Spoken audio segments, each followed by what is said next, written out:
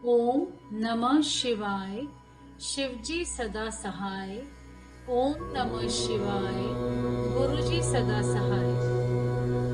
अग्नि यज्ञ, देव यज्ञ और ब्रह्म यज्ञ आदि का वर्णन भगवान शिव के द्वारा 7 वारों का निर्माण तथा उनमें देव आराधन से विभिन्न प्रकार के फलों की प्राप्ति का कथन। ऋषियों ने कहा, प्रभु, अग्नि यज्ञ, देव यज्ञ, ब्रह्म यज्ञ, गुरु पूजा तथा ब्रह्म तृप्ति का हमारे समक्ष क्रमश वर्णन कीजिए। शिवजी बोले, महर्षियों, गृहस्थ पुरुष अग्नि में सायंकाल और प्रातःकाल जो चावल आदि द्रव्य की आहुति देता है उसी को अग्नि यज्ञ कहते हैं। जो ब्रह्मचर्य आश्रम में स्थित है उन ब्रह्मचारियों के लिए समिधा का आधान ही अग्नि यज्ञ है। वे समिधा का ही अग्नि में हवन करें।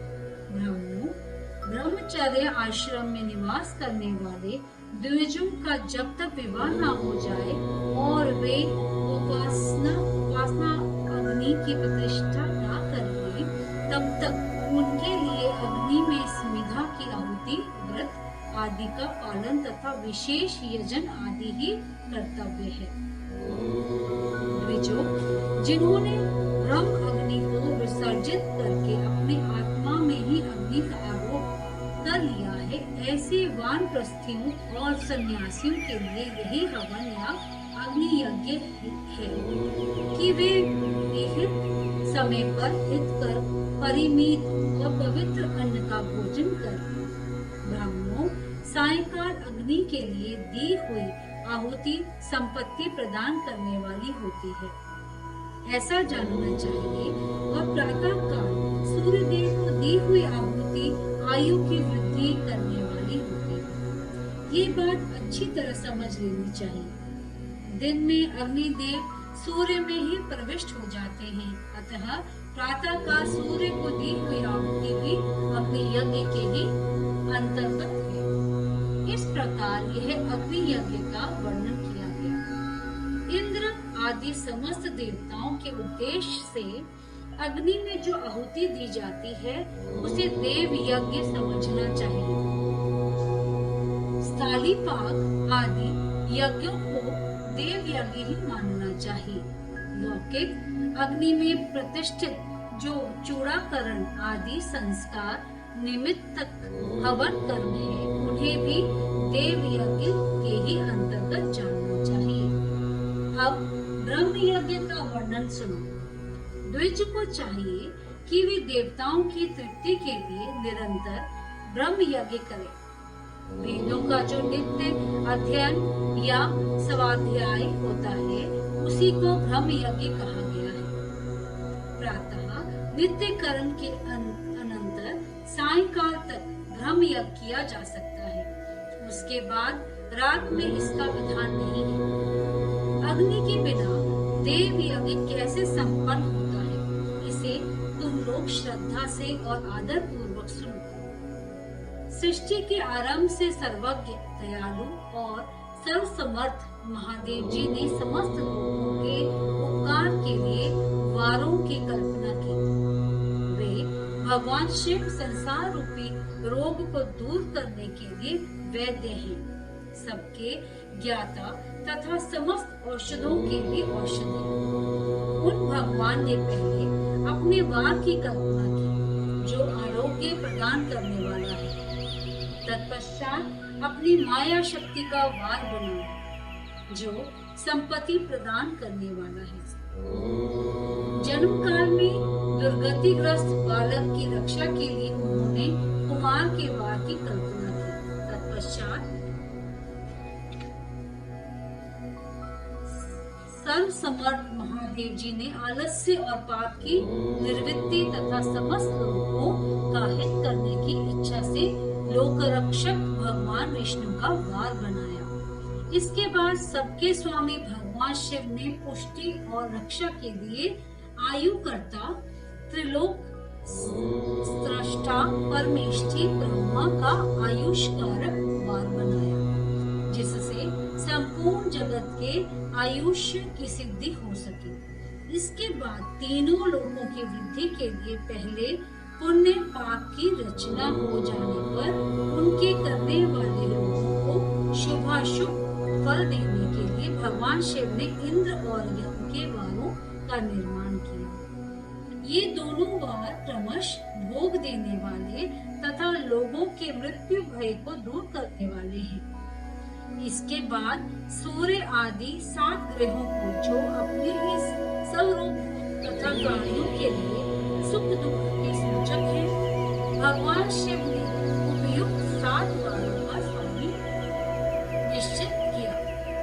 वे सब के सब ग्रह नक्षत्रों के ज्योतिर्मय मंडल में प्रतिष्ठित है। शिव के बाद या दिन के स्वामी सूर्य है, शक्ति संबंधी वार के स्वामी सोम है, कुमार संबंधी दिन के अधिपति मंगल है, विष्णुवार के स्वामी बुध है, ब्रह्मा जी के वार के अधिपति बृहस्पति है, इंद्रवार के स्वामी शुक्र और यमवार के स्वामी शनिचर है।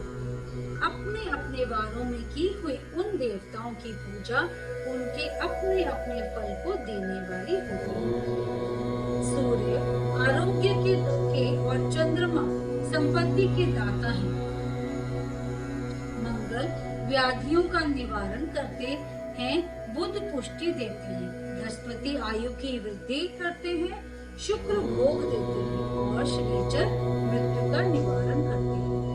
ये 7 वारों के क्रमश फल बताए गए हैं जो उन देवताओं की प्रीति से प्राप्त होते हैं। अन्य देवताओं की भी पूजा का फल देने वाले भगवान शिव ही हैं। देवताओं की प्रसन्नता के लिए पूजा की 5 प्रकार की ही पद्धति बनाई गई है।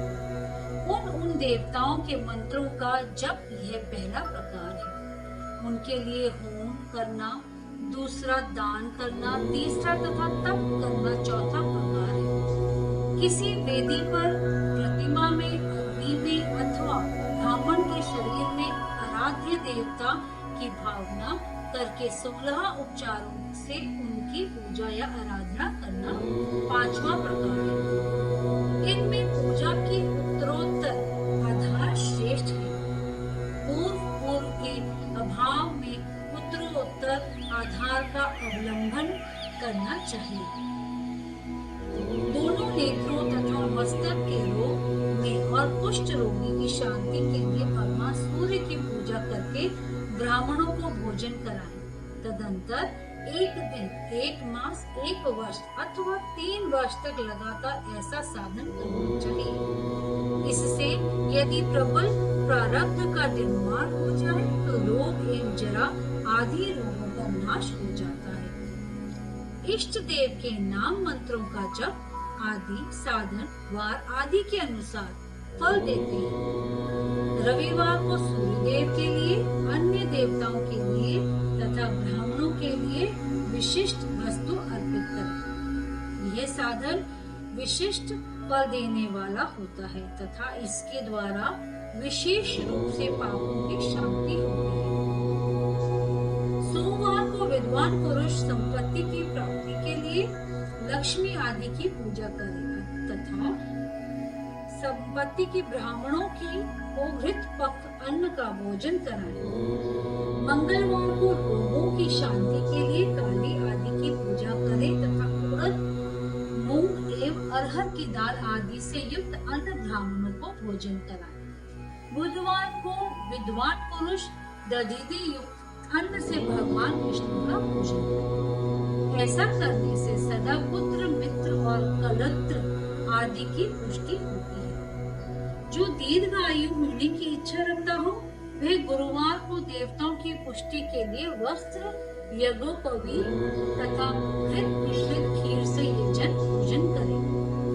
भोगों की प्राप्ति के लिए शुक्रवार को एकाग्रचित होकर देवताओं का पूजन करे और ब्राह्मणों की तृप्ति के लिए षडरस युक्त अन्न दे। इसी प्रकार स्त्रियों की प्रसन्नता के लिए सुंदर वस्त्र आदि का विधान करें। शनिचर मृत्यु का निवारण करने वाला है। उस दिन बुद्धिमान पुरुष रुद्र आदि की पूजा करे। तिल के होम से, दान से देवताओं को संतुष्ट करके ब्राह्मणों को तिल मिश्रित अन्न भोजन कराए।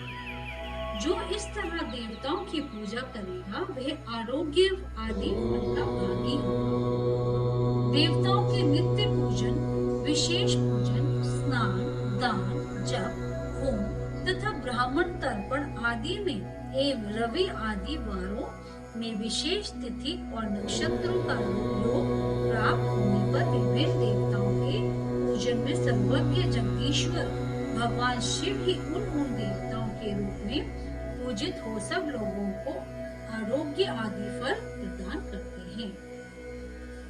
देश, काल, पात्र, द्रव्य, श्रद्धा एवं लोक के अनुसार उनकी तारतम्य क्रम का ध्यान रखते हुए महादेव जी आराधना करने वाले लोगों को आरोग्य आदि फल देते हैं। शुभ के आरंभ में और अशुभ के अंत में तथा जन्म नक्षत्र के आने पर गृहस्थ पुरुष अपने घर में आरोग्य आदि की समृद्धि के लिए सूर्य आदि ग्रहों का पूजन करें।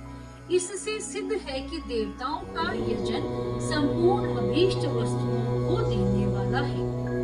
ब्राह्मणों का देव यजन कर्म वैदिक मंत्र के साथ होना चाहिए। शूद्र आदि दूसरों का देव यज्ञ तांत्रिक विधि से होना चाहिए।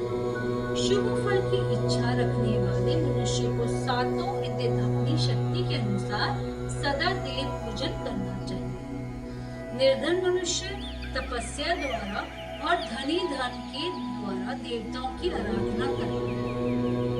वह बार बार श्रद्धा पूर्वक इस तरह के धर्म का अनुष्ठान करता है और बारंबार पुण्य लोकों में नाना प्रकार के फल भोगकर उन्हें इस पृथ्वी पर जन्म ग्रहण करता है।